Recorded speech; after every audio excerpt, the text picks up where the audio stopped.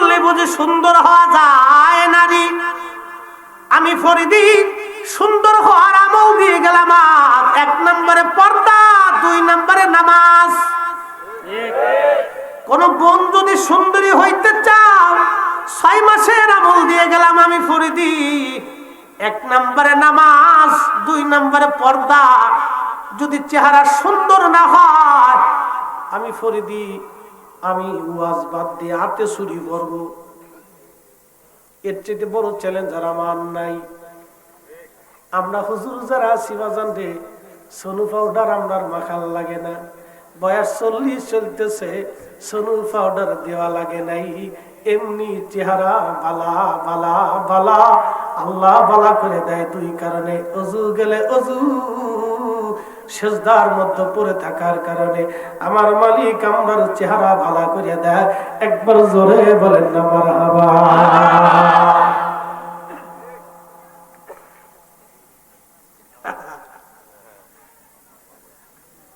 খুবই মনোযোগ দিয়ে শুনিয়া যান। সাহাবীরা নবীরে ভালোবাসে বাইসা পৃথিবীতে দামি দামি হয়ে গেছে। বাজান রে, আজকে বলে দিয়ে যাই, সম্পদ দিয়ে যদি মানুষ জান্নাতে যাইতো, ওয়াসাল কারণীর জান্নাত নসিব হতো না। মেধা দিয়ে যদি মানুষ জান্নাতে যাইতো, বেলালের জায়গা হতো না। বেলাল কলিজা দিয়ে নবীরে ভালোবাসতো। ও নবীর উম্মত, আজকে মসজিদে নামাজ পড়েন, কেউ আপনাকে মারে না, গাল দেয় না।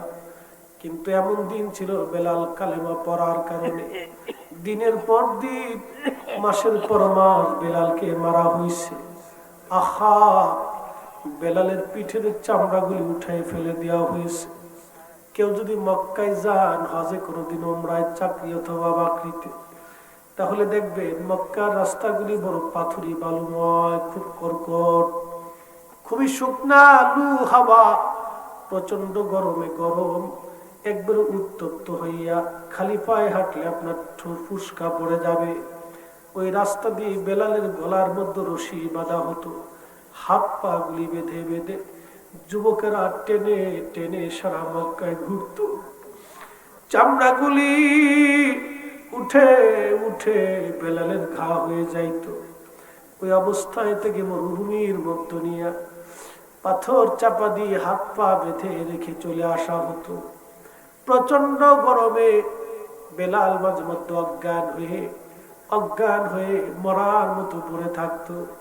যখন হুশ ফিরে আসতো, বেলালের কণ্ঠে একটা আওয়াজ আসতো, আহাদ আহাদ, আল্লাহ এক, আল্লাহ এক, আল্লাহ এক। চিৎকার করে জোরে বলেন আল্লাহু আকবার।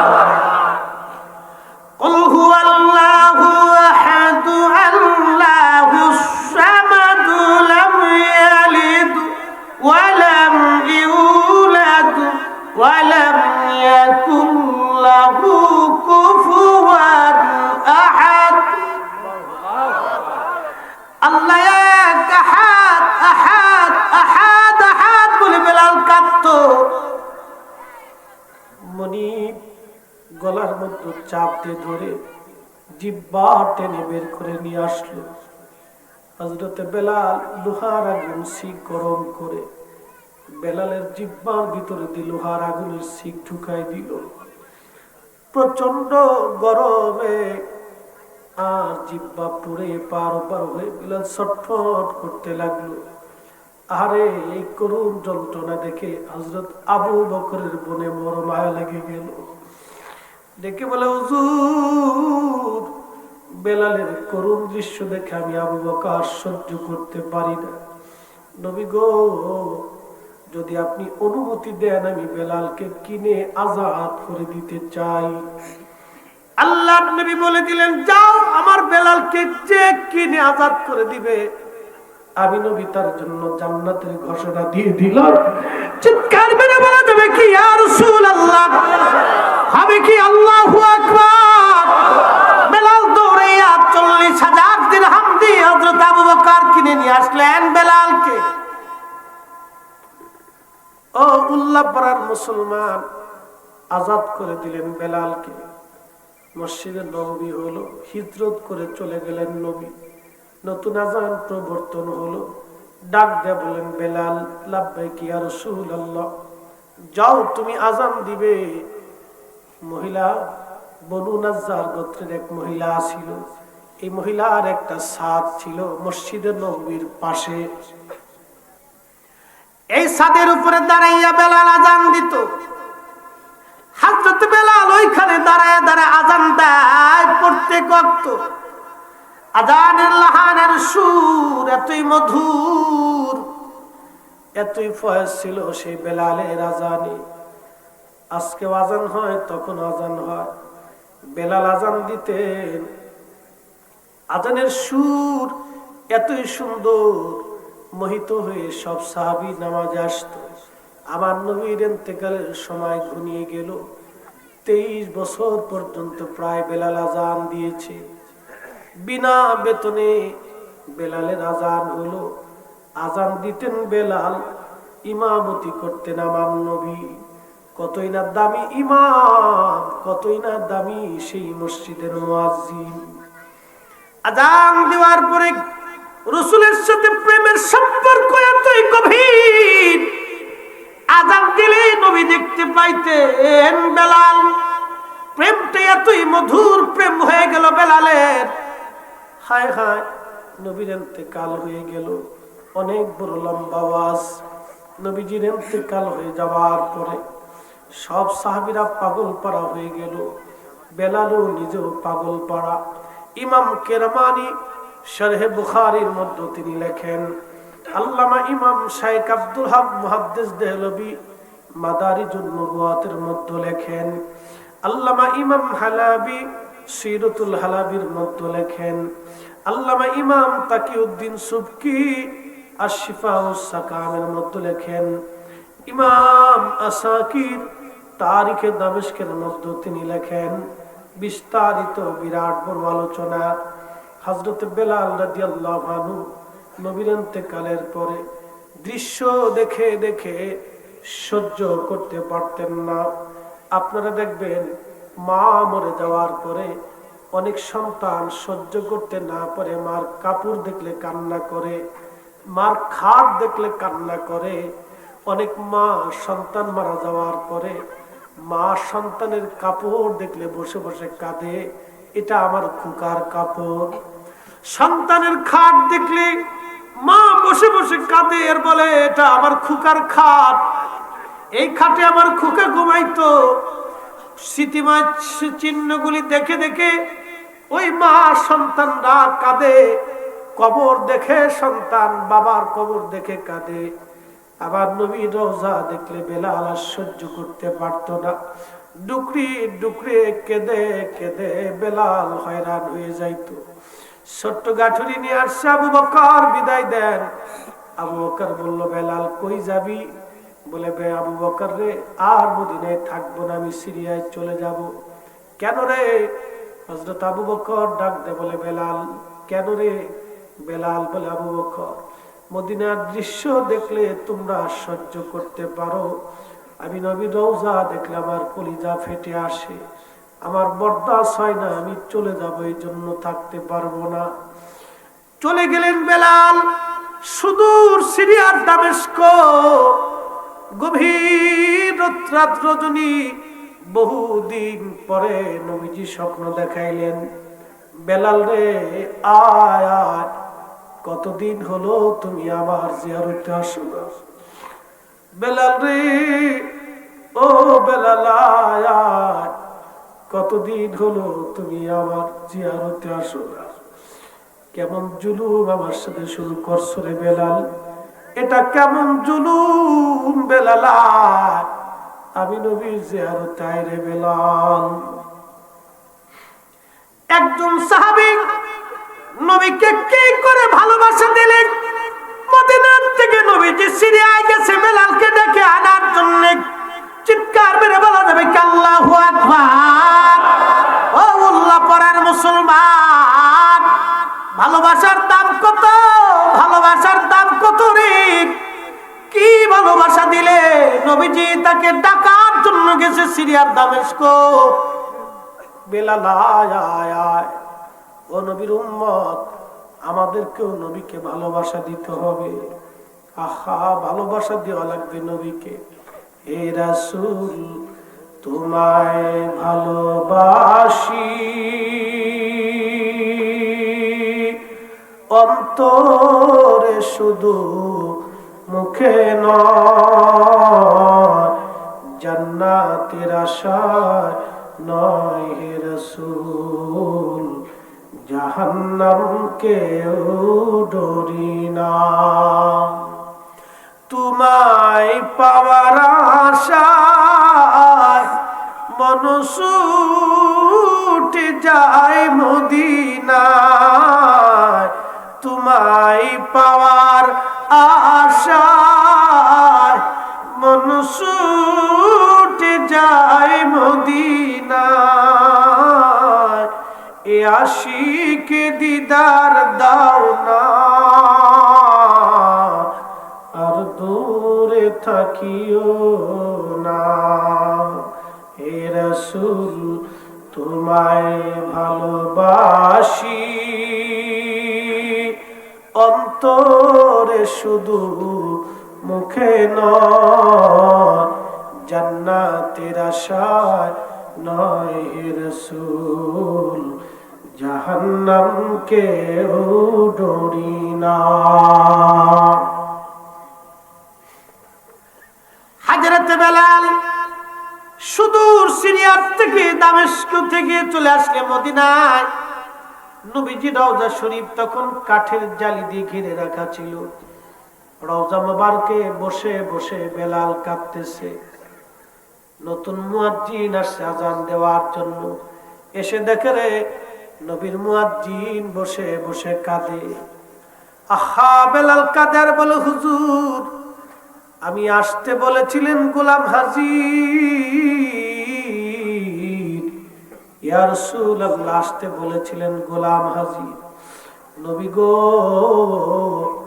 আসতে বলেছিলেন গোলাম হাজির হয়ে গেছে। ইয়া রাসূলুল্লাহ আমি আসছি, আগে আসলে আজান দিলে আপনারা পাইতাম, এখন কই আপনাকে আর পাবো গো নবীজি। নতুন মুয়াজ্জিন আসছে আজান দেওয়ার জন্য। দেখে নবীর মুয়াজ্জিন ডাক দেখবে, সাহাবীরা রে নবীর মুয়াজ্জিন ফিরে আসছি। আল্লাহর নবীর সাহাবীরা আসছে। সারা রওজা শরীফ ভরে গেল, মসজিদ নববী। সব সাহাবীকে বেলাল আজান দাও। বেলাল বলে না, আমি আজান দেব না, আজান দিলে আগে নবী নামাজে আসতো। বলো আজকে আজান দিলে কি নবী নামাজে আসবে? সাহাবীরা সবাই অনুরোধ করে, কারো অনুরোধ রাখে না। সাহাবীরা বলল, দাও দেখো হাসান আর হুসেন আসেনি, হাসান হুসেন যদি থাকে ডেকে নিয়ে আসো। হাসান হুসেন সারা বেলাল আর আজান দেবে না। সাহাবীরা দৌড়াইয়া হাসান আর হুসেনকে নিয়ে আসছে। নিয়ে আসার পরে হযরত ইমাম হাসানকে দেখতে নবীর মতো দেখা যাইতো, ইমাম হুসেনকে দেখতে নবীজির মতো দেখা যাইতো রে। হযরত ইমাম হাসান হুসেনকে দেখে বেলাল রওজা শরীফ থেকে উঠে ইমাম হাসান হুসেনের বুকের মধ্যে মাথাটা গায়ে কাঁদতেছে। ইমাম হাসান ডাক দেখো, নানার মুয়াজ্জিন যেই কণ্ঠ দিয়ে নানার আজান শোনাইতা, আজকে আমরাও সেই কণ্ঠ দিয়ে আজান শোনায় যাও। হযরত বেলাল রাদিয়াল্লাহু আনহু মিনারায় উঠছে দৌড়ে আজান দেওয়ার জন্য। আল্লাহু আকবার, আল্লাহু আকবার। কষ্ট হচ্ছে? আল্লাহু আকবার,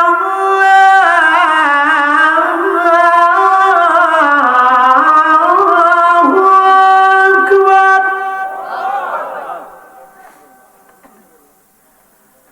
আশহাদু আল্লা ইলাহা ইল্লাল্লাহ,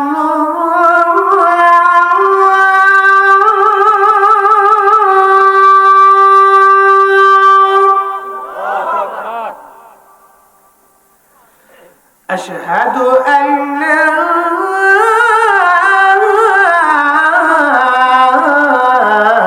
ইলাহা ইল্লাল্লাহ,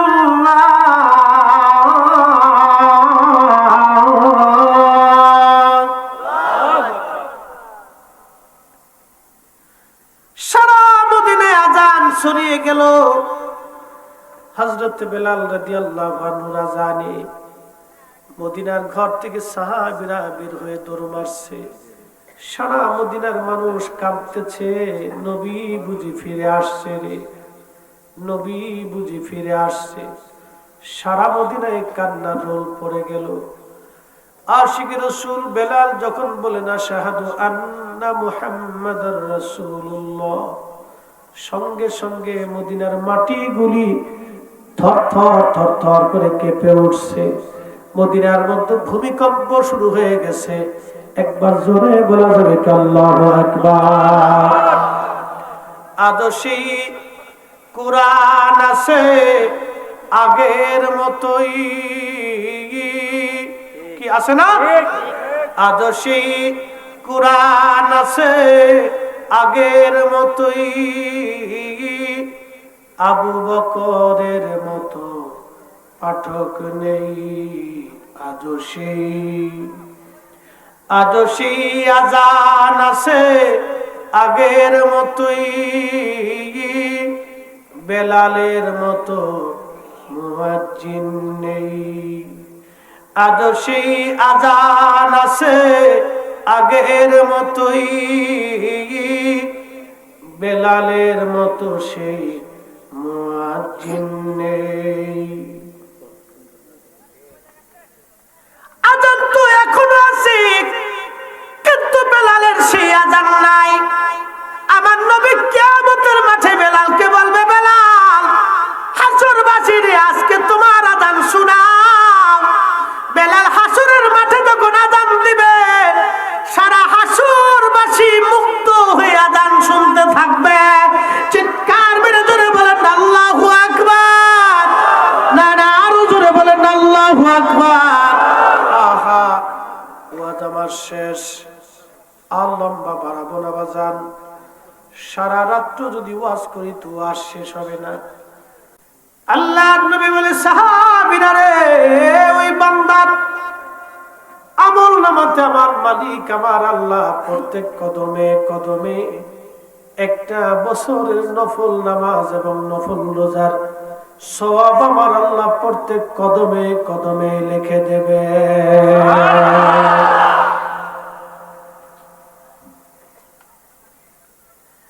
জুমার নামাজের ফজিলত প্রথম জুমা থেকে পরের জুমা কেউ যদি আদায় করে, এই মাঝখানের জুমার ভিতরে যত সগীরা গুনাহ হয় সব গুনাহগুলি আল্লাহ মাফ করে দেয়। কোন ব্যক্তি যদি এশার নামাজ জামাতে পড়ে আর ফজরের নামাজ যদি জামাতে পড়ে, ওই আল্লাহর বান্দা এশা পরে রাত্রিবেলা ঘুমাবে, কিন্তু কেরামান কাতিবিন ঘুমায় না। কেরামান কাতিবিন ইয়ালামুনা মা তাফআলুন।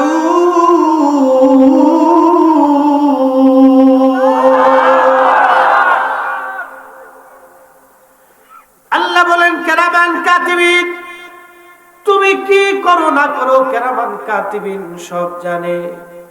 আপনি ঘুমাবেন, কিন্তু কেরামান কাতিবিন ঘুমায় না। সারা রাত্র নেকি করলে যে সওয়াব, এশার নামাজ জামাতে পড়ে ফজরের নামাজ জামাতে পড়লে সেই নেকি বান্দার আমল নামায় আমার আল্লাহ লিখে দেয়। প্রশ্ন করবেন মুফতি ফরিদি, ঘুমাইলাম আমি সারা রাত, কিন্তু আমল নামায় নেকি কোন কারণে হবে? পৃথিবীর কোন কর্মচারীকে ঘুমানোর কারণে বেতন দেওয়া হয় না, কি হয়?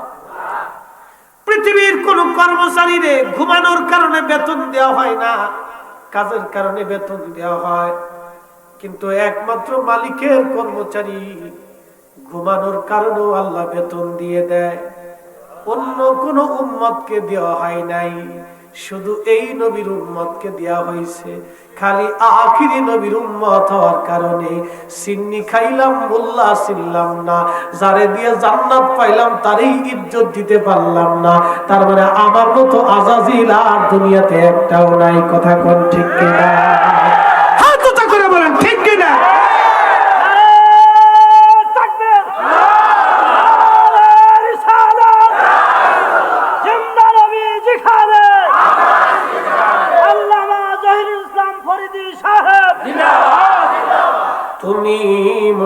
মোদের আশার আলো, তাই তো তোমায় বাসি ভালো, ঠিক কিনা? তুমি মোদের আশার আলো, তাই তো তোমায় বাসি ভালো। হৃদয় নামের ফুলদানিতে, হৃদয় নামের ফুলদানিতে গেথে রেখেছি প্রেমের মালা। ইয়া রাসূলুল্লাহ ইয়া হাবিবাল্লাহ, বলেন ইয়া রাসূলুল্লাহ ইয়া হাবিবাল্লাহ ইয়া রাসূলুল্লাহ।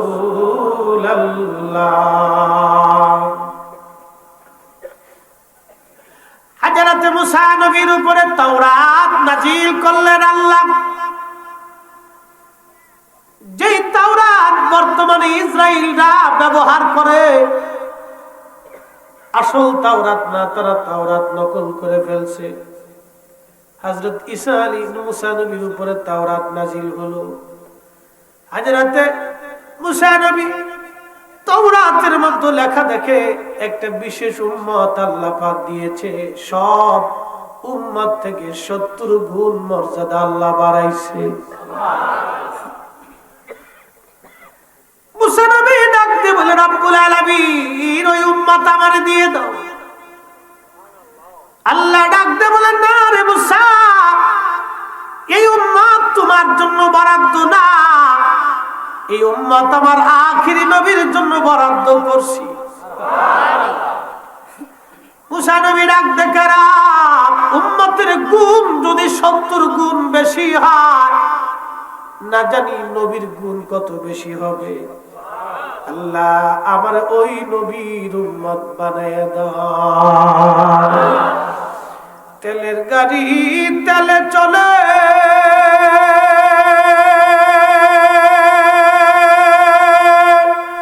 হাওয়ার গাড়ি হাওয়ায় উড়ে, বিনা তেলে চালায় গাড়ি নবী সুলাইমান। আমরা সেই মুসলমান, আমরা সেই মুসলমান, কথা বলেন ঠিক কিনা? আমরা তো সেই মুসলিম, কিন্তু মসজিদের জুতা চুরি করে নেই। চিন্তা করে, মসজিদের জুতা চুরি করে নেই, আমরা সেই মুসলমান। মাহফিলেও জুতা চুরি হয়। আমার মনে পড়ছে, তোর মাহফিল করার পরে 200 টাকা দিত, 100 টাকাও দিছে। আবার অনেকে সালাম দিয়ে হুজুর পরে দেখা করবানি, আজ পর্যন্ত দেখা হয় নাই। বুঝতে পারছেন? ওই সময় অনেকগুলি মাহফিল করে 1600 টাকা জুতা কিনছিলাম। তো আজ করার জন্য জুতা পাইতে বাপ বুক দিয়ে আইছি। চিন্তা করলাম ভালো দামি জুতা, জুতারাই খেয়ে ওয়াজ করে মোনাজাত করে নিচে নামে দিয়ে আমার জুতাই নাই। এরপর তো আর দামি জুতা পাই দিই না, এরপর তো দামি জুতা বেদ দিয়েছি। মুসলমান, মসজিদ আল্লাহর ঘর, এখানেও জুতা চুরি হয়। কি বলবো, বলার কোনো ভাষা নাই। অনেক মসজিদের কমিটিও মসজিদের টাকা চুরি করে নিয়ে যায়। এই আসতে বলেন, জোরে কর। ওরা শুয়োরের সেই তো খারাপ। শুয়োর চিনে? শুয়োর এটা জন্ম কেমন হয়েছে জানেন? ইতিহাস। হযরত নূহ নবীর জামানায় বিরাট বড় মহাপ্লাবন, মহাপ্লাবন নূহ নবীর জামানায় বিরাট বড় মহাপ্লাবন হওয়ার কারণে নূহ আলাইহিস সালামের বিরাট নৌকায়, 3 তলা বিশিষ্ট নৌকা, দোতলার মধ্যে আল্লাহ হাতি, ঘোড়া, গাধা, উট, দুম্বা, ছাগল, ভেড়া সব আল্লাহ রাখছে। এই সবগুলি বাথরুম করে করে 2 তলা ভরে ফেলাইছে, আর জায়গা নাই। নূহ আলাইহিস সালাম ডাক দেখে, রব তুমি দয়া করে আমারে একটা ব্যবস্থা করো, এই বাথরুম দিয়ে নৌকা বুড়ে ফেলছে, এই বাথরুম কেমনে খালি করবো আল্লাহ? আল্লাহ বলেন নুহুরে, হাতির পৃষ্ঠদেশে তুমি লাঠি দিয়ে আঘাত করে, এটা নবীদের মজেজা। লাঠি দিয়ে আঘাত করার সঙ্গে সঙ্গে হাতির পিছনের রাস্তা দিয়ে আল্লাহ দুইটা শুয়োর পাঠাই দিলেন। ওটা দুনিয়ার মধ্যে আইসে খালি গুমুদ খাওয়া শুরু করে দিছে। এই জন্য আল্লাহ গরু ছাগল দুম্বা ভেড়া খাইতে হালাল করে দিয়েছেন, কিন্তু শুয়োরের গোশত আল্লাহ সব নবীদের জমানায় হারাম করে দিয়েছিলেন। আর পবিত্র জিনিস আল্লাহ খাইতে বলেছেন, হারাম আল্লাহ নিষেধ করে দিয়েছেন। শুয়োরের গোশত যেমন হারাম, সুদের টাকা দিয়ে গরুর গোশত এরকম একই রকম হারাম। ঘুষের টাকা দিয়ে খাসির গোশত একই রকম হারাম। তফাৎ আছে? আল্লাহ হালাল খাইতে বলেছে, হালাল, হালালের জিন্দেগি হালাল। এই তো শুয়োরের জন্ম হলো মুসলমান। আল্লাহর ঘরের মসজিদের টাকা যারা চুরি করে এরা মানুষ হতে পারে না। কথা ঠিক ঠিক। অন্য ধর্মের মানুষ এই কল্পনাও মাথায় আনে না, কারণ তাদের চিন্তা এটা মসজিদ মুসলমানের পবিত্র জায়গা। হিন্দু চিন্তা করে এটা মসজিদ মুসলমানের পবিত্র জায়গা, এটা মুসলমানের হৃদয়ের জায়গা, মুসলমানের আল্লাহর ঘর। ও নবীর উম্মত, কবরে তো যেতেই হবে আজ অথবা কাল, দুনিয়াতে থাকার আর কোনো রাস্তা নাই। এই তো আজ মসজিদে বাইতুল আকসা নিয়ে মুসলমানদের মধ্যে লড়াই। আপনাকে আজকে বাইতুল আকসার ইতিহাস শোনাবো, কষ্ট হবে? একটু শোনার দরকার আছে না? আমাদের মিল্লাতের বাবার নাম ইব্রাহিম। ইব্রাহিম আলাইহিস সালামের দুইজন সন্তান ছিল, একজনের নাম হযরত ইসমাঈল আলাইহিস সালাম, আর একজনের নাম হযরত ইসহাক আলাইহিস সালাতু ওয়াস সালাম। ইসমাঈল আলাইহিস সালামের বংশধারায় নসল দ্বারাতে আল্লাহ কোন নবী পাঠান নাই। শেষ জামানাতে আল্লাহ একজন নবী পাঠাইলেন, তিনি আমার আপনার নবী রাহমাতুল লিল আলামিন। জোরে বলা যাবে কি মারহাবা? तमाम পৃথিবী এক পাল্লা, तमाम পৃথিবী এক পাল্লা, সমস্ত ফেরেশতা এক পাল্লা, সমস্ত জিন আর এক পাল্লা, সোয়া লক্ষ নবী এক পাল্লা, সমস্ত মানব জাতি এক পাল্লা, সমস্ত সৃষ্টিগুলি এক পাল্লা। আমার নবীকে যদি আর এক পাল্লায় দেন, ও কয়রার মুসলমান, উল্লাপাড়ার মুসলমান, বলে যান তো আমার নবীর ওজনের সমান কি হবে? হাত উঁচা করে বলেন হবে, জোরে বলেন হবে। তাহলে ওই নবীর তাজিম করার জন্য কোনো দলিলের প্রয়োজন নাই, নবী নিজেই দলিল। এটা কার কালাম? কোন সন্দেহ আছে? এই কালামের ওজন কত জানেননি? এটা তো এখানে যাচ্ছে মাত্র এই হাফ কেজি, কিন্তু এই কালামে আল্লাহ বলে লাউ আনজালনা হাদাল কুরআন আলা জাবাল আলা জাবালিন লারাইতাহু খাশিআন মুতাসাদ্দিআন মিন খাশিয়াতিল্লাহ।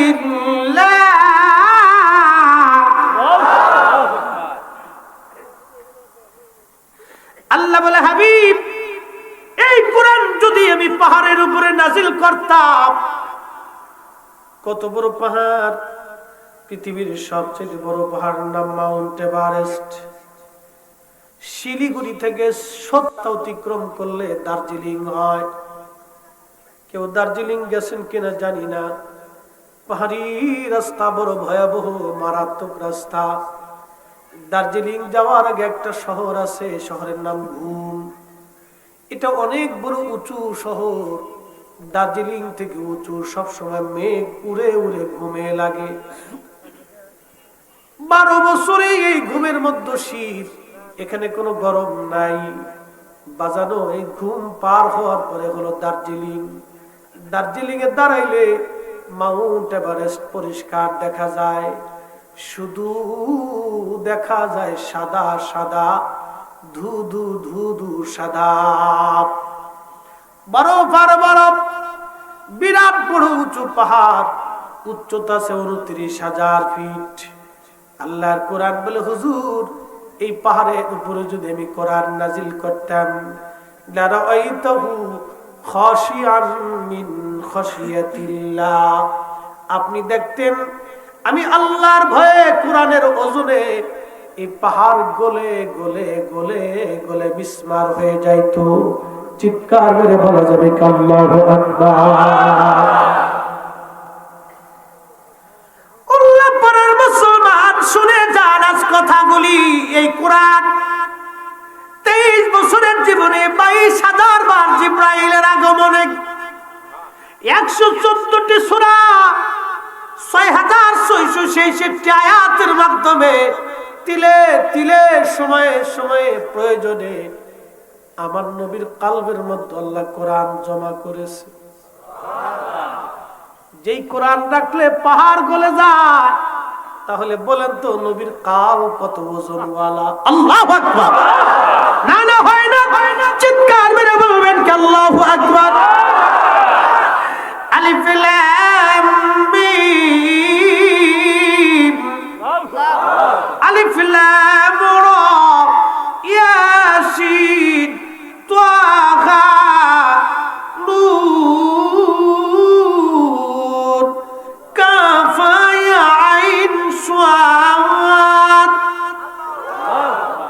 এই যে হরফগুলি কোরআনের ভাষায়, এগুলি কি তাফসীরের ভাষায় বলা হয় হরফে মুকাত্তা, বিচ্ছিন্ন হরফ। আজ পর্যন্ত কেউ হরফের অর্থ করে দিতে পারে নাই। জিবরাইল এনে বলল, হুজুর আপনি পড়েন আলিফ লাম মিম। আলিফ পড়েন আপনি আলিফ। নবী বলেন আলিমতু। জিবরাইল বলেন লাম আলিমতু, মিম আলিমতু, কাফ আলিমতু, ইয়া আইন হা সাদ আলিমতু। জিবরাইল বলেন ইয়া রাসূলুল্লাহ আপনি কি করে জানেন? বলে আলামাতুস আমি জানি না। নবী ডাক দিয়ে বলেন, জিবরাইল তুমি জানবে না, কারণ আমি নবী।